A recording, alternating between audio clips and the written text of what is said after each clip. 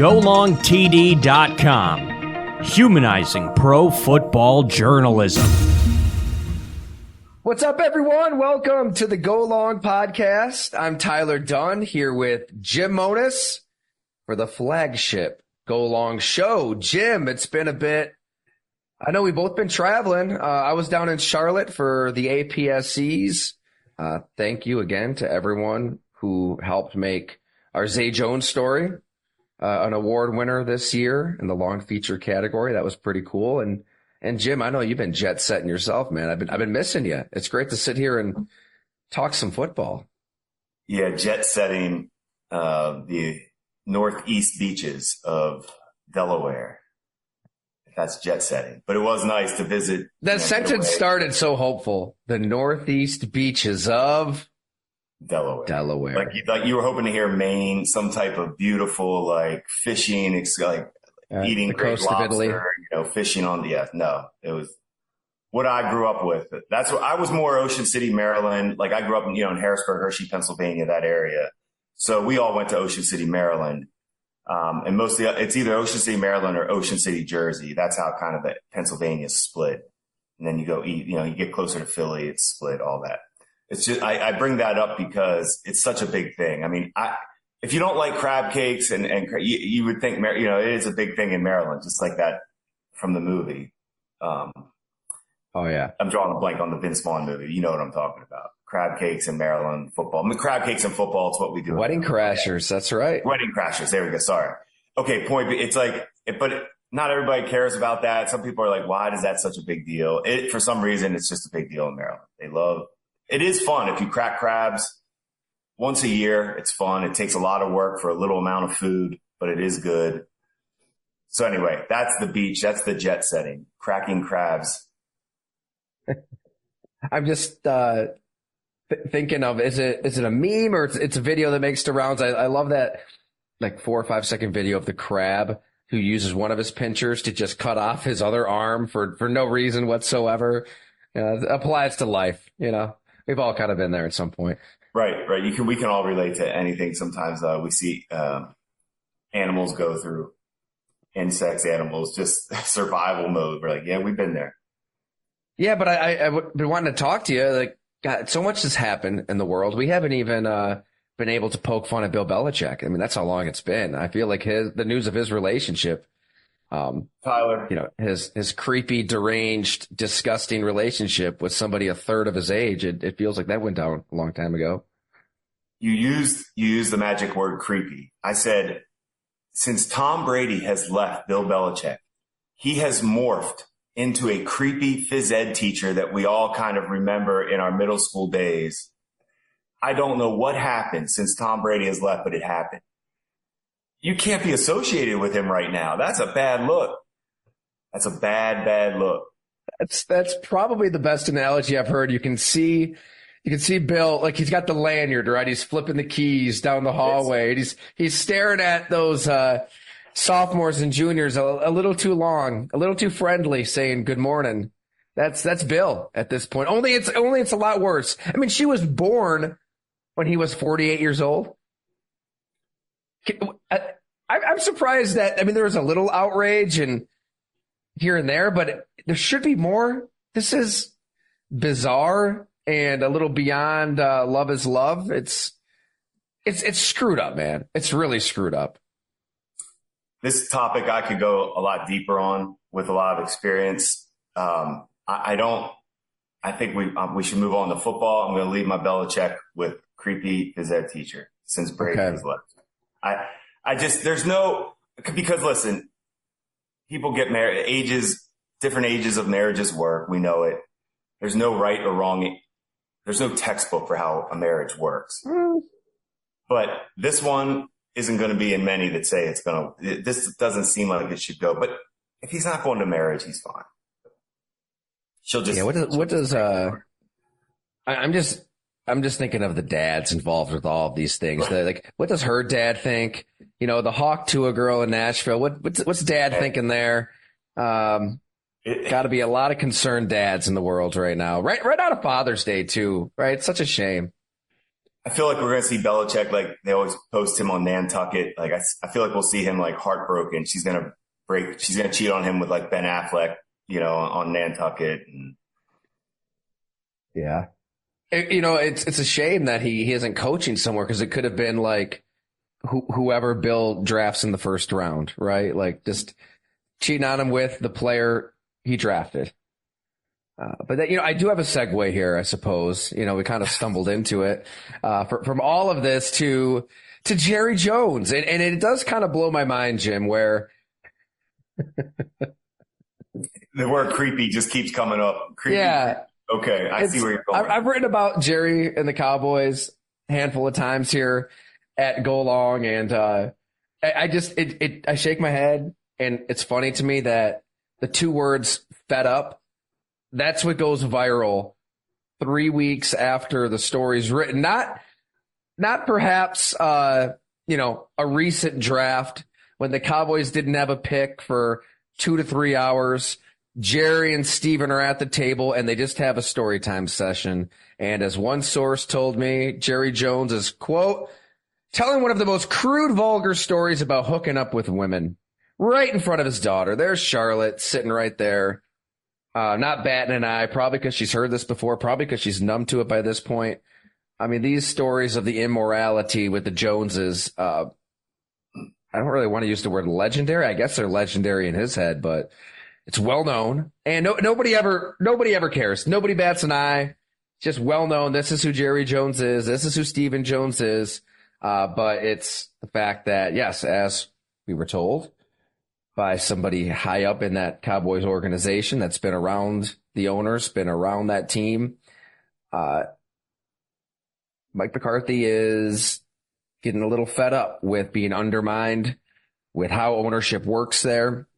We're going to get into all the different elements of this. And I should note, too, I mean, there's a reason that I put that nugget like later in the story. I mean, it wasn't a full story about Mike McCarthy being pissed off and wanting out of the Dallas Cowboys. I mean, maybe that's the case, but it was more so about this bizarre offseason for a team that's won 12 games, 3 years in a row. They've got a chance to go for it. They've got a chance to get these contracts done. Dak, CD, Micah Parsons, and maybe work money around to then sign a lineman, sign a receiver. It's pretty simple. You get that deal done with Dak Prescott in the 50s, a little above 50 a year. You got to think that was realistic at one point.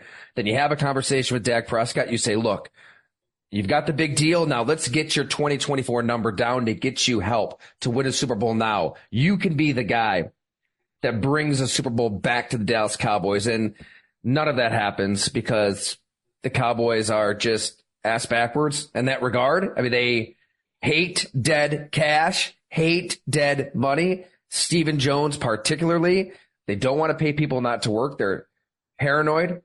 And that's why Mike McCarthy's a lame duck. That's why he's in the final year of his contract. Really, you should go one way or the other. Either you're so mad about that Green Bay Packers loss that you fire him and you try to find a new coach to work with Dak Prescott, or you give him another year or two, give him some security.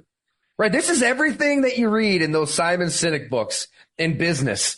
The best businesses make sure their employees and the people in charge are happy. The worst businesses, this is how they operate, right? Lame duck status, people on eggshells. And this is the richest sports franchise in the world. So they're doing something right financially, obviously. But in terms of the interpersonal relationships and not good. So there's a lot to kind of untangle here, Jim. And I mean, you were a scout with the Philadelphia Eagles. You were a scout with the New Orleans Saints, which, by the way, when we were in Charlotte, me and my wife, we got Mexican food at one point, and they had the Saints-Colts Super Bowl up on the screen. So my eyes were definitely darting that direction. I was thinking of you that night. And then you were the director of personnel with the Buffalo Bills. So you've been in that room. I highly doubt that Ralph Wilson was sharing stories of his sexual escapades. I guess you came on too when Terry Pagula bought the team. But yeah, it's just different. It's just different with Jerry Jones.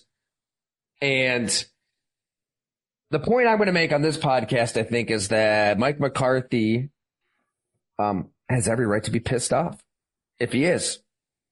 And I think he is fed up with how things are operating around there. And I've kind of done an about face, I suppose. Like, I was skeptical about Mike and his scheme and offensively, how things would work out in Dallas with how badly things ended in Green Bay. Aaron Rodgers railroading him once and for all. He's got a good thing working with Dak Prescott. They did a lot of great things last year. He has proven he can keep up schematically in today's NFL. And it's a shame that the Joneses can't recognize a good thing, reward that good thing, and go all in. And I get your blackjack reference. I'll shut up and I'm going to let you talk. But I get the deficiencies in Dak Prescott and Mike McCarthy, right? Playoffs have been a problem. But what's the alternative? Are you going to blow it up and start over? If you're doing that, then trade Dak Prescott, fire Mike McCarthy, suck this year, and try to get a good pick. This middle ground that they're trying to dance around in is nonsensical. Ton to talk about right there. And I don't even want to talk about Dak. How about that? Like, for me, because I've said that I feel like Dak is certainly, we know what he is.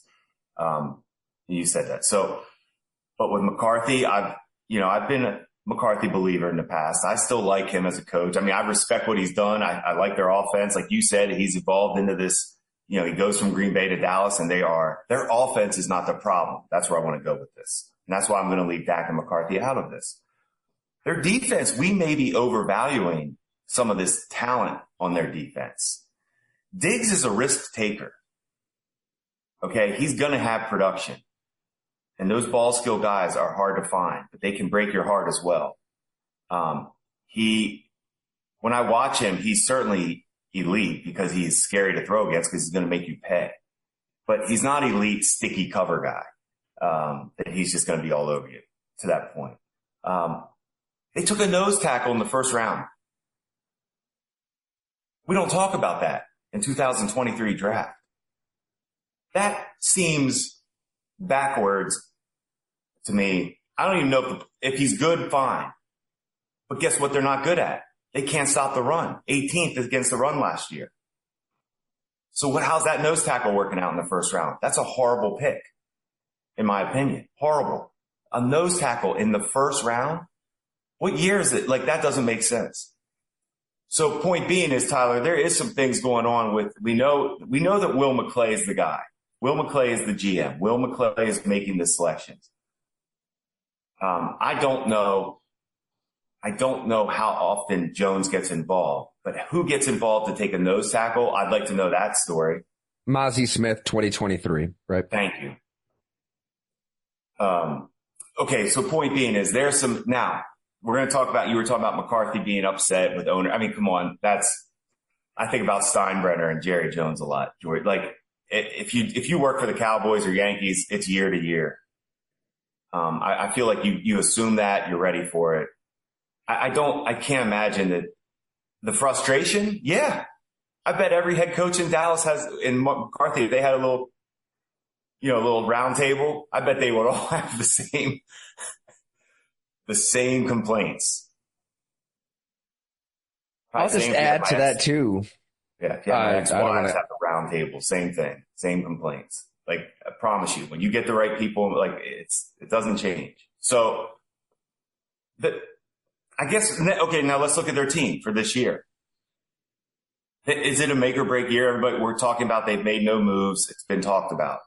They're saving money. You see that their offense doesn't look scary. It's going to be fine. But Tyler, once again, I want to go to the front office. Their defense to me is the issue. They took an offensive tackle in the first round. That's you're spinning wheels. Even if he's good, you already were good on offense. Like, that's your left tackle. I promise you could find a left tackle at some point. That we all have done it in the NFL. When you need to find a tackle, you can find one. When your quarterback's in place and your weapons are in place, like they are, third-ranked offense last year. How do you not take somebody on defense in the first round? Now, they loaded up the rest of their draft on defense, I think, when you look at how they paid attention to it. But, hey, if they didn't value somebody in the first round, fair enough. But a tackle That to me is like, I don't know. So I guess what I'm saying is the last 2 first round picks, I question the not necessarily the player, the position. Okay, so let's talk. Here's where I want to ask you. Where do you think Dallas is in the division? We talked about it a little, but that's where, for this to be a story, they need to drop back in the division, correct? Like they need to fall. Like the Eagles are, we know the Eagles are legit. The Giants and Washington, if they close or pass Dallas, that's the fire, right? That's when he gets fired. Is that how you see it? I mean, that's definite fire. Right. I think that's it. I look at the Eagles and look at how Jeffrey Lurie, Howie Roseman, and they've operated as a franchise when it comes to getting the deals done. When Jalen Hurts signed his contract, it was a lot of money. Like everybody does. Everybody loses their minds when they look at the numbers. And I know that's as a point of, I got to look up the ranking up here. It's just it doesn't even, that's why it's not even worth at this point. The rankings, you can just flip them every year at this point. Just hope your quarterback is good enough on the field. Don't pay attention to the numbers anymore. But remember when that deal went down and it kind of leapt Lamar Jackson and some of these others. So now Jalen Hurts, his average salary is $51 million a year. He's sixth. So he signs his deal. He's the richest quarterback, the richest player in the history of the game. Then Lamar Jackson, then Justin Herbert, then Joe Burrow, Jared Goff, Trevor Lawrence. These other deals get done, and it looks like a good deal relatively. So this is what good teams do, smart teams, smart owners. If you believe in the quarterback, if he's a top 10, top 12 guy, and you don't want to nosedive into the alternative and start over, then you better get it done and get to work with the rest of your roster. They get Jalen Hurts done. They get Devontae Smith done. They get A.J. Brown done. They still were able to tweak the roster. They get Saquon Barkley in. They still got Jeff Stoutland running that ground game. So you've said it a million times on here, Jim. I mean, ownership matters. Like the best owners give teams the resources and then get the hell out of the way. They empower their GMs. They empower their head coaches, and the people that I talk to in Dallas, I think that's kind of what it comes back to. So this is from an exec in the building in the story at golongtd.com. I pinned it on the homepage if people didn't read it yet for our subscribers. Quote, "You hired him for a reason. You believed in what their philosophy was. Let him execute the philosophy. If it doesn't work, then you move on from him. But when you're meddling and you're not only telling the personnel people who to draft and who to sign, but you're also influencing what plays are called and things like that, it's just going to hurt what's going on." That's it. That's the problem in Dallas for 30 years, right? Jerry Jones could not stand winning with Bill Parcells when Bill Parcells was in control. So Bill Parcells is running the show. Bill Parcells gets to the playoffs with Quincy Carter, and Jerry's not that happy about it. So it's bizarre, and nothing really changes. And I think Mike McCarthy was hopeful going in, and you have to remember that time he took a year off of football. Did a lot of interviews, trying to definitely put it out there. He's ready to go. He's got a staff building. He's working on those analytics. And I think a lot of people, myself included, our eyes kind of rolled to the back of our head at times, like, okay. And then he has an introductory press conference, admits that he lied on the resume. I'm paraphrasing, but didn't Mike say, yeah, I told Jerry that I watched every single play from last year, but I wanted the job too. So then the eyes roll back again. But he's proven schematically that he's a good coach in the modern NFL. He's got a good thing working with Dak Prescott. How refreshing it must be to work with the Dak Prescott after all those years with Aaron Rodgers. A quarterback who will listen and want to work and want to run the plays you're calling. That's got to be a good thing. But I think that Mike McCarthy was hopeful that he could make this work with ownership, right? Like he's not an idiot. He knows that Jerry Jones has a reputation. Stephen Jones has a reputation. He knows what he's walking into. I think he was hopeful. I really get the strong sense now, though, that if Mike McCarthy knew it was going to be like this, that Mike McCarthy probably wouldn't have taken the job. I don't know. I think he wanted to coach. It's the Cowboys. You have a quarterback. Your offense is right in the mix. You're a defense away right now from making a run. I think he's still knowing these guys like to compete, Tyler. You know they like to compete. They only know how. That's not my opinion. I'm basing that off of what I've been told. I know. I don't. You're saying that if he knows what he knows now. I mean, correct. That's tough. That's a hard. I don't know how many other options he had. Yeah. Right. I'm not sure. And it is America's team. A lot of prestige comes with that, but there is very real frustration there. Is my point. Yeah. No, I just don't feel like it's any different than any other organization right now. Other than you don't think it's different in Dallas? No, other than as far as their football roster goes, like their team is good. The coach, the quarterback, they're in love with each other until they're not, until they lose in the first round. Then McCarthy will blame Dak. My point is, no, they don't have the core four, Tyler. Like the core four we talk about. The number one thing is owner has to spend money and stay out of the way. That does not happen in Dallas. The GM and head coach have to be synced up. That is not, we don't even know who's McCarthy synced up to. Nobody. And you have to have the quarterback. Dak is obviously proven good enough statistically and regular season win-wise. I know I'm not ready to say he's the answer, but that core four is not there is my point to win a Super Bowl. There have been two teams in the NFC that have failed to reach the NFC Championship game since 1995. The Dallas Cowboys and the Washington Redskins football team Commanders. Got something in common, right? Damn. Ownership. Stay out of the way.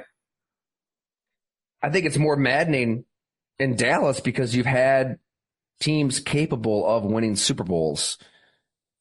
You had no question. I mean, you can go all the way back to 2007. That team that lost in the divisional round of the Giants. They're loaded with Romo, T.O. There have been opportunities to push the chips in, and I think that you're seeing it again with this group where they get to the spring. They're off of a 12-win season. You're close, right? I know it was ugly against the Packers, but this was a team that did win their division, that won a lot of games, has a good quarterback. And instead of maybe signing those one or two players that can get you over the hump, I mean, you mentioned the defense. I don't know if the draft is going to give you exactly what you need defensively. It's going to be in free agency. You're going to have to overpay. And this is what people were telling me there. I mean, they've been with ownership in those meetings, and they're told repeatedly that we got to look for bargains. We got to spend on the cheap. We're going to let that first wave of free agency go and then just kind of scour for what's left on the cheap. Like, it's crazy. I mean, you're not the Cincinnati Bengals of 10, 15 years ago. You're the Cowboys. You print money. And this is how you're going to operate when you're on the cusp. You're going to look for bargains. You're going to go to Kmart, right? And try to get your needs there. When you're Jerry Jones, there's frustration, not just with the head coach. I think with a lot of people there over the years, that they haven't reacted to these successful seasons more aggressively, because, we don't want to sing boo-hoo about no salary cap when you could have gotten Dak Prescott done. You could have sat down with him, reworked the 2024 number, and signed somebody that helps you now, helps that defense now, and they just don't do that, Jim. They don't. No, and that's... I mean, you've been in that front office, so like if you're there, I imagine you want to be aggressive. You don't want to be foolish, and they have been foolish in the past, But I think our perception of the Cowboys doesn't really match reality at times. Like Stephen Jones and Jerry Jones, there's a real push and pull there. I think Jerry does want to spend. Jerry does want to take a risk. Steven does not. Steven is terrified of dead cash, and Steven's kind of winning that tug of war behind the scenes. They're not spending when they probably should spend. And hey, this is coming from somebody who tells his wife, all right, hon, let's not get the $14 drink at Starbucks. I'll tell Ella if they're going to Target, tell mommy we don't need to go spend too much money here at Target on nonsense. I'm all about the fiscal responsibility. But this is the NFL. You're Jerry Jones, you're Stephen Jones. Spend. You're close. And Jerry, you don't. So when Jerry goes to Target, he's allowed to get Starbucks. Well, okay, Tyler, you hit a good point about putting your foot on the pedal when you're rolling, right? This is your window. You have your quarterback. You know you're good. The year after we won the Super Bowl with the Saints, I'm going back to my time with the Saints because we were rolling. We were ready to go on. I thought this could be a 2 or 3 year. Like we all thought it, felt it. That draft, we win the Super Bowl. We took a corner in the first round, Patrick Robinson, who played forever and started for us, 32nd pick of the draft, and Jimmy Graham in the third round. Not bad. Just those 2 picks alone. Now that I look back on drafts and you study drafts, that's a home run draft. Would you agree? Yeah. Even if we went 2 for 7, the rest of the picks actually weren't any good. 2 for 7. That's a home run draft. Yeah. Patrick Robinson, a starting corner, and we know Jimmy Graham. Okay. So that's that draft. Then we go Cam Jordan, next draft, 2011, still in our window. Cam Jordan. And then we trade back up in the first round to get Mark Ingram. Aggressive. Going for it. Constantly going for it. That's how I remember it. That's how I remember that whole, like the energy for our drafts were that. Like, come on, we got to hit. Let's get this. We know this is it. And I get that there's a fine line because you look at the Saints of today, should they have been going for it as aggressively as they have been post Breeze? That's a good argument to have. I mean, you do have Demario Davis, Cam Jordan, Marshawn Lattimore, Tyrann Mathieu, and they're pushing financial problems into the future. Those bills got to be paid eventually. They've probably taken it to the wrong extreme because your quarterback is Derek Carr. The Cowboys' quarterback is Dak Prescott, and they don't even consider the finagling of contracts that New Orleans and Mickey Loomis have orchestrated here. Right.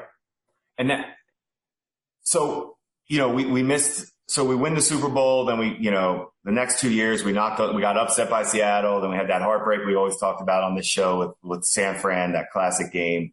So the window closed.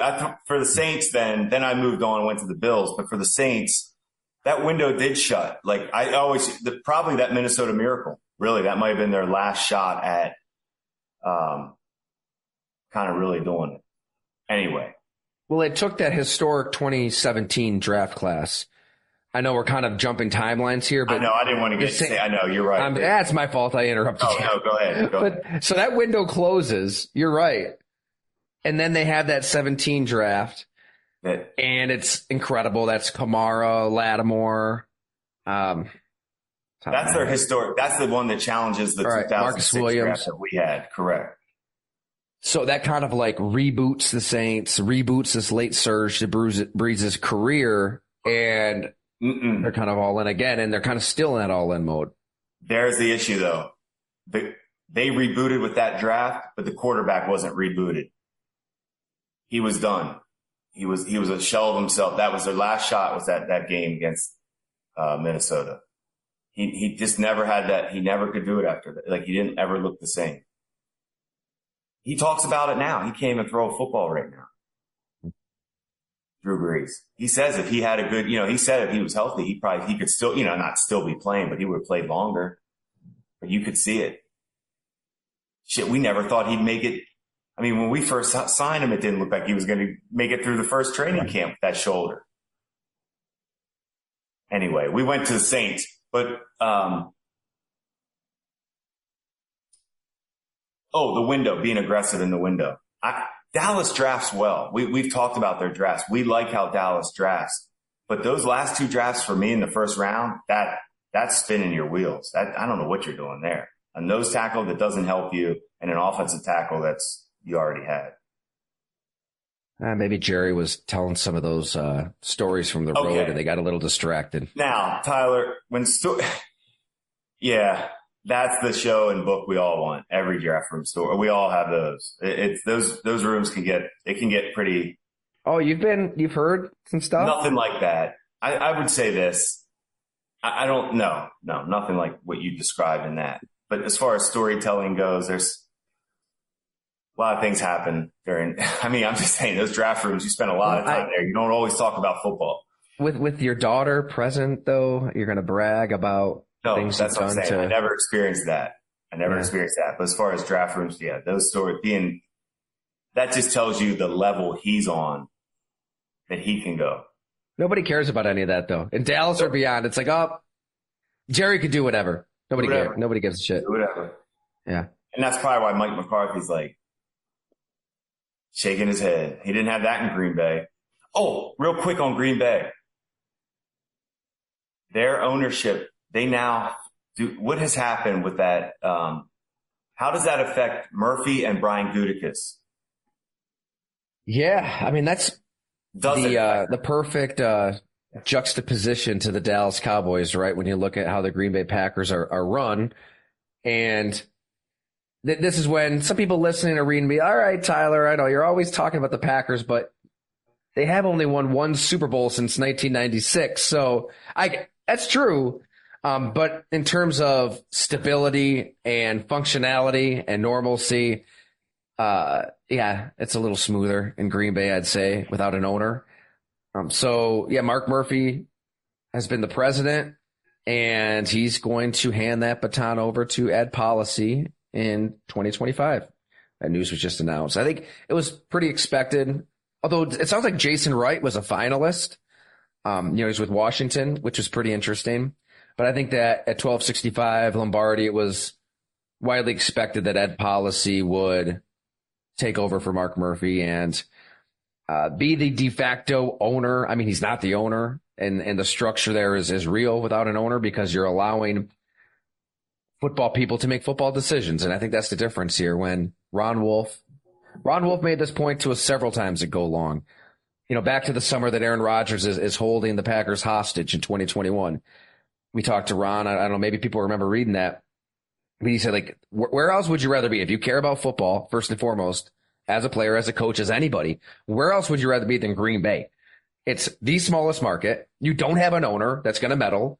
It's all football all the time. There's just no distractions. And yeah, you might not be able to go out and have a good time on a Friday or Saturday night, but you can still have fun in Green Bay. I'm not going to down talk the city. But it is, in terms of winning and making tough, cold, smart football decisions, the Packers will always be that team that can draft an Aaron Rodgers when you've got Brett Favre and draft a Jordan Love when you've got an Aaron Rodgers, and then let those guys sit 3 years, because you're not going to have an owner, putting the pressure on that football decision maker saying, what are we doing here? Why are we drafting somebody in the first round that's not going to play for 3 years? We need somebody that's going to help us right now. Wolf has been in charge. There was Mike Sherman in there for a little bit too. We don't need to talk about drafting B.J. Sander in the 3rd round as a punter. Ted Thompson, Brian Gutekunst. It's so in sync. It's so clear. It's not all perfect, right? They probably have let some guys go too soon, but for the most part, it's such a well-oiled machine of an operation because, in large part, of the lack of an ownership of an owner meddling.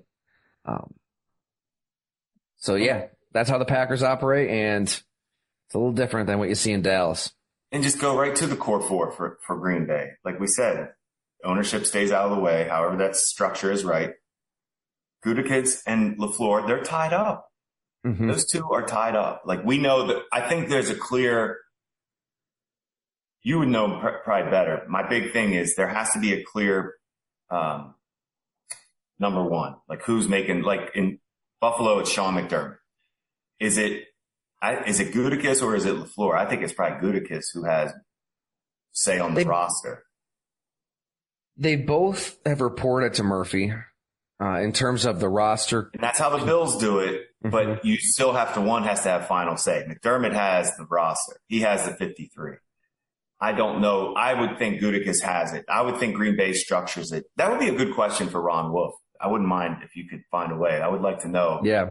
Green Bay has a clear structure. Who has the power? Okay. I believe Gutekunst. Yeah, I think so too. And then they had Jordan Love, who we know is knocking on the door to say this is his time. Like he showed plenty, you know. I told you I need to see more before I say he's it, but you saw enough to say let's go. Let's run it back for sure. Yeah. Anyway, their core four is better than Dallas's. Like to your point, that you can just do it that way and look at a team and say, my God, they're not even close to being structured right. Or yeah, they are. They're structured right. Here's the structure in Dallas. I mean, Will McClay has gotten more power over the years and has done a great job drafting and has probably gotten raises to keep him in Dallas because I'm sure he's got so many GM opportunities elsewhere. And you mentioned the last two drafts and they've been pretty ugly, but like they have been a very good football team for the last decade because of these drafts. But then these players, they get to their second contract and ownership kind of takes the wheel and you don't know where they're going to steer this thing. Like they don't know how to navigate these second contracts and they end up in a bad place. So, I mean, we should drive it forward a little bit here. What's going to happen with Dak Prescott? What are they going to do? It's crazy to me. It's a complete rebuild if you're ready to move on from him. That's nuts. Like you are it's just like Tua, just like we talked about. You're a top 5 offense. You know exactly who you are with Dak Prescott.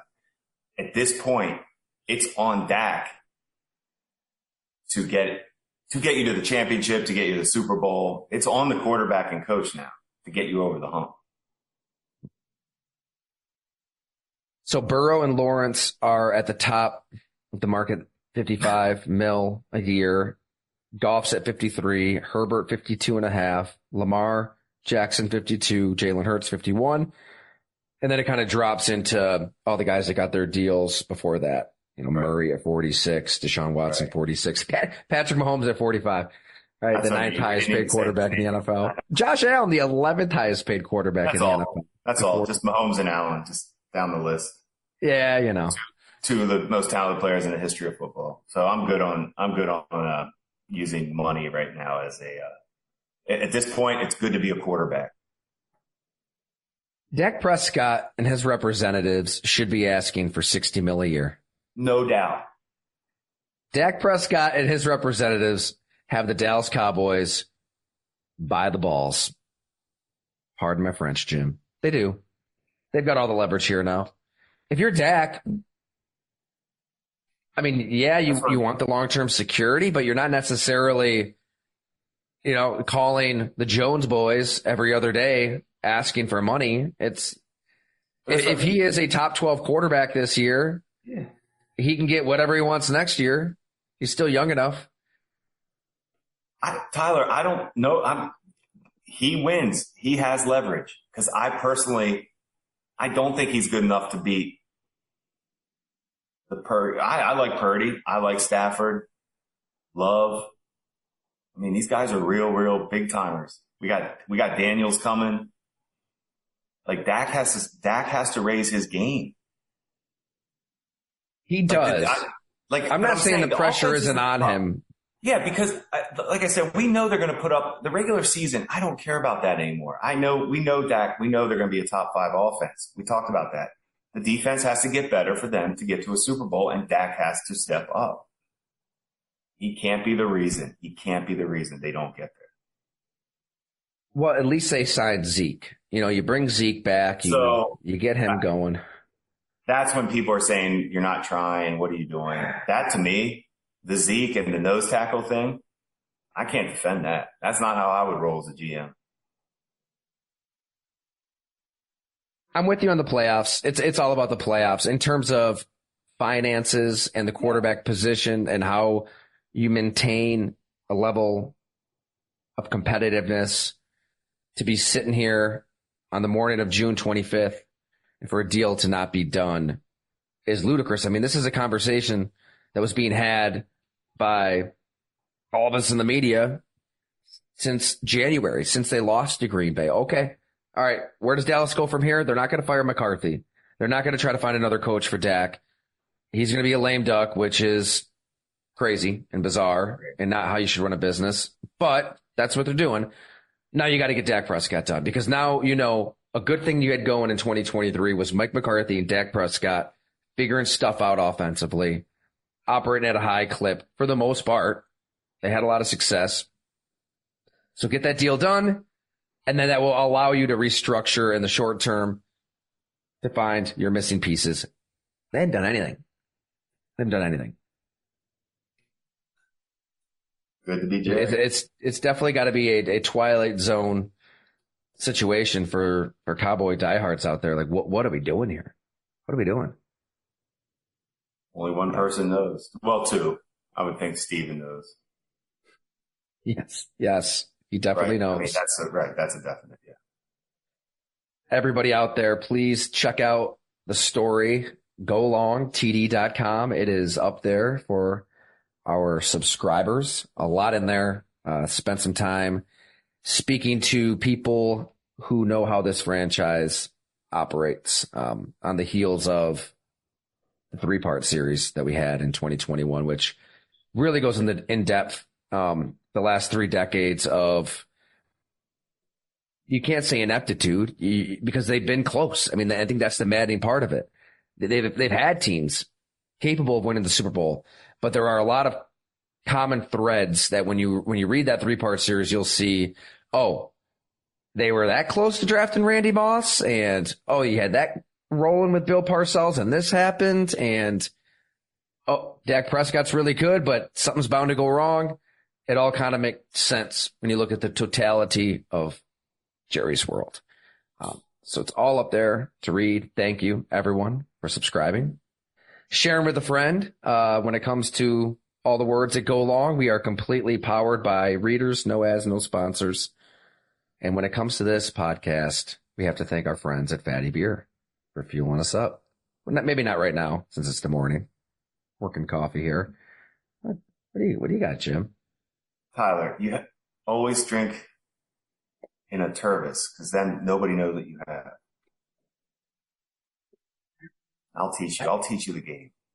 Is there anything else that we have to touch on here? Anybody in society that has been grinding your gears, Jim? Elevator guy, floss and toss guy, shopping cart guy. Anybody else need to add? We were just on some airport travel.